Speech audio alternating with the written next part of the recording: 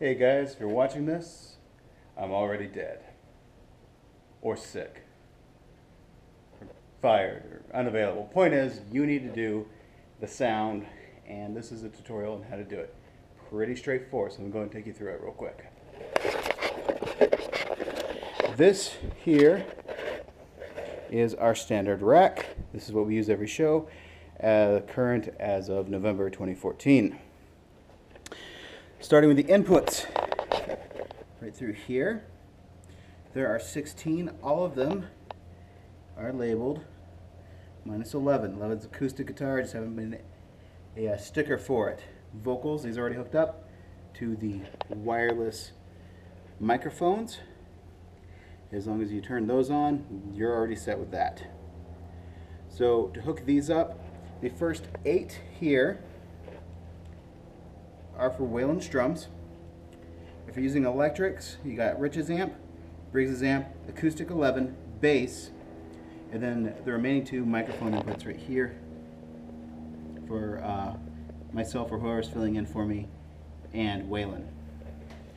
Similarly, you have to hook up all the outputs, which starts right here. This is where you hook up the 2 cables to the subs. And then the cable that connects the sub to the main is just another XLR. This is standard XLR. These right here are the monitor sends. They are stereo outputs. You just get a TRS cable that looks like this and plug it all the way in. Just make sure it goes all the way in with all of these to make sure you have a good connection. Red is Briggs's. There is a cable with a red electrical tape already on it, so that is already set. Wayland, there's a snake designed for him for that.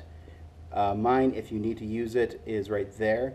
And then the one that's for the stage, don't worry about that one. And the other one is the DMX that connects to the Chauvet controller right here for the lights. This is a DMX out. You hook it up to the in with the XLRs that we have. Technically, we should be using DMX cables. We don't have those. Just use the yellow marked XLR cables. They work okay.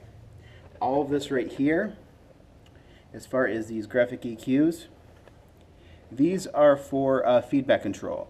So if Briggs is starting to get feedback, these will light up with what frequency is getting too loud. You just take that and you pull it down. That will get rid of feedback, so you don't have to turn down the volume, just turn down the frequency that is overloading. Same thing with Wayland's and then my monitors. There are none of these hooked up to the mains. That is done through the Mackie board up here. I'll go over that in just a second. This is for Rich's in-ear monitors. Those are already set up. All you have to do is have him turn them on, and he's all set to go. As far as the board itself, all of the inputs are already hooked up right back here, so you are all set with that. The only thing you have to do is there is a button on the side right here. Put your finger under, that turns on the screen, slide to unlock. It's going to give you a couple messages saying it needs to be updated. This is what I want you to see right here, is if you look up here, it'll say offline. Basically, because I leave it hooked up, it needs to be reconnected to reconnect, which is pretty redundant. So what you need to do is just pull it off for a moment, put it back on, and that'll go to, give you that message right there, and then it'll say connected. Now this is working as your active monitor, actually your active board, excuse me. Now the first thing I always do is I bring down the volume right here. This is your main. And the first thing I want to show you is, if you look right here, down that right column, these are all of your channels. So left, right, those are your mains. A1, A2, that's Rich's in-ear monitor. Those are linked. A3 is Briggs. A4 is Wayland. A5 is Ryan. A6 is for the stage and usually unused. And then you can play with the reverb and delay settings as you need. Now the reason I bring this all the way down is when you start off the show, I have it on mute, take it off mute, and then slowly bring it up to the appropriate volume. As it is right now, vocals are usually up pretty high. Briggs' guitar, depending on how he has it mic'd, Usually you need to crank it a little bit, or you can turn up the gain until you get a good level here. Everything here is pretty normal, and it usually lasts us pretty well for the show, that setting.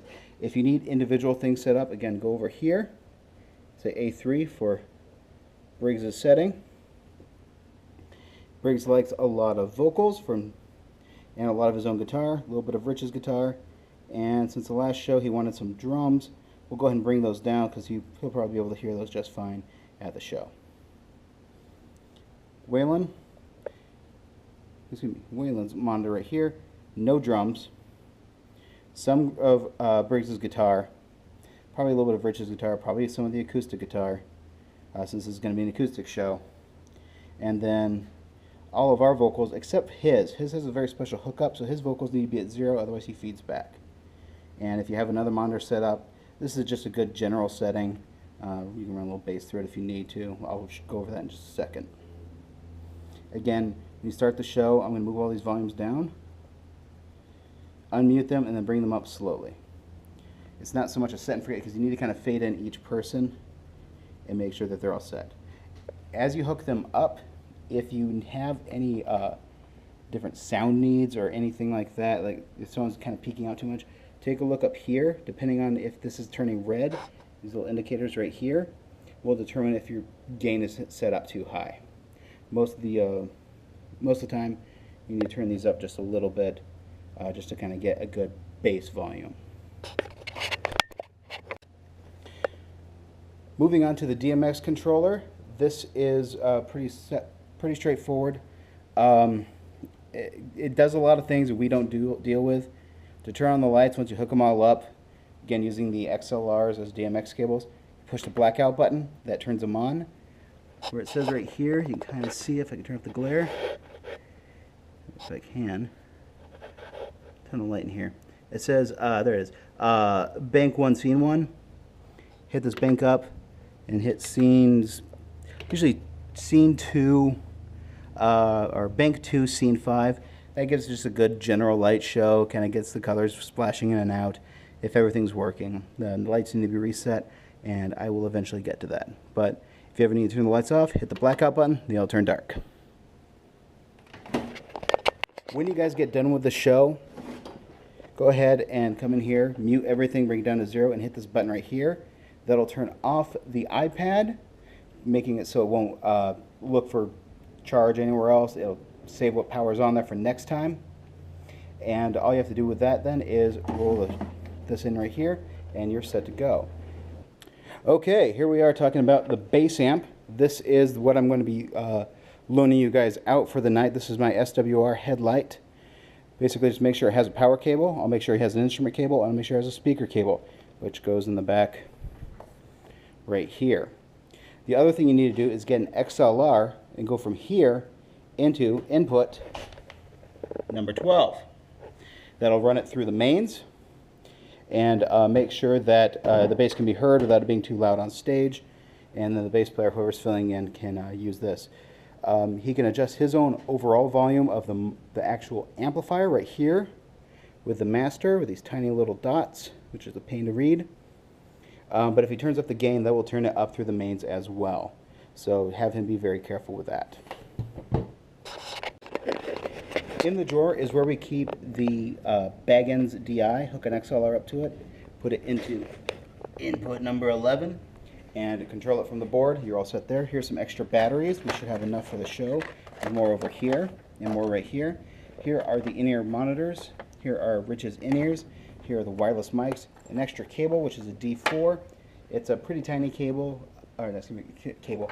Here is an extra D4 microphone. It can be used for vocal. It's very concise in the microphone area, which could be good for Waylon, but we need to experiment more with it. So probably not great for a show where we haven't tried anything out. And here is a broken mic clip, which I'll just toss out right now. So that is what is in that drawer. Hooking up drums, real quick. Each one of these is labeled 1 through 8.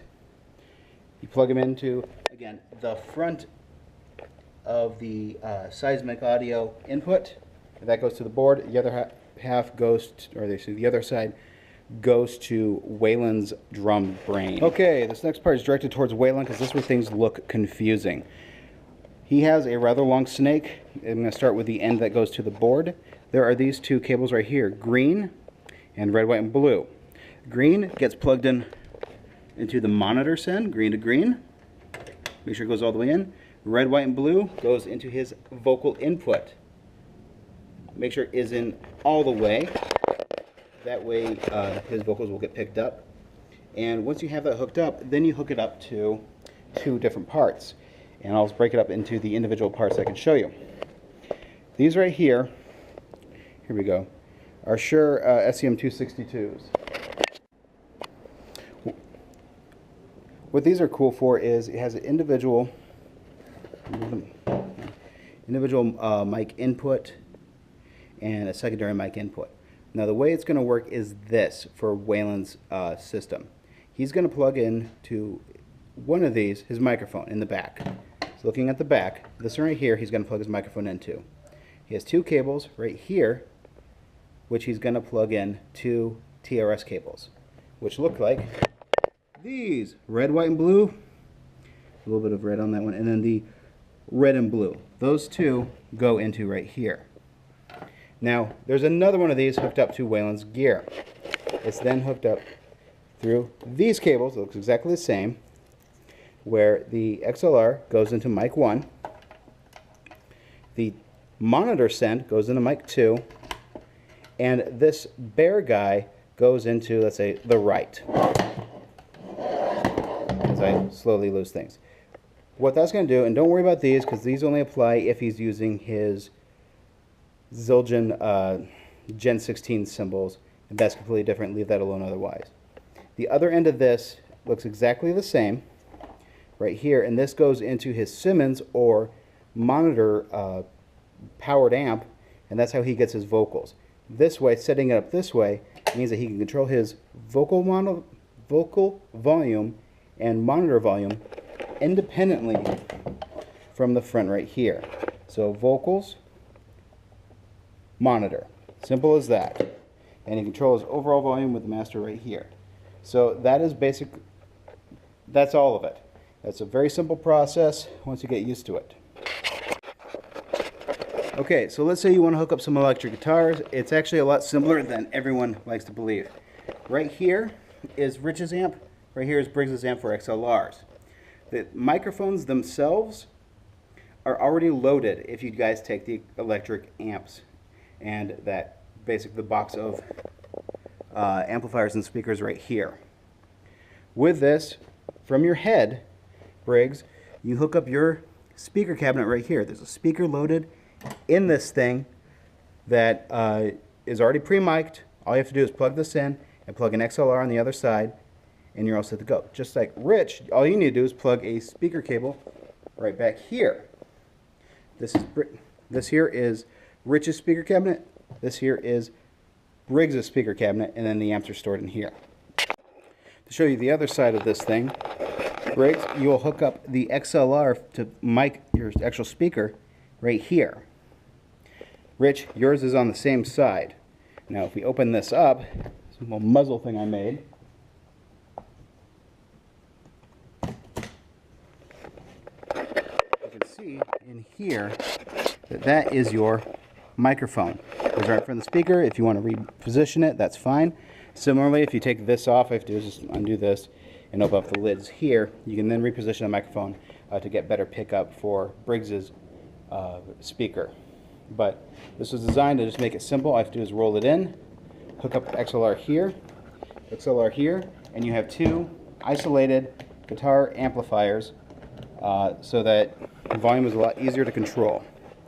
It's helped out a lot in the last few shows, made it a lot cleaner in sound, and reduced feedback quite a bit. Hope this helps.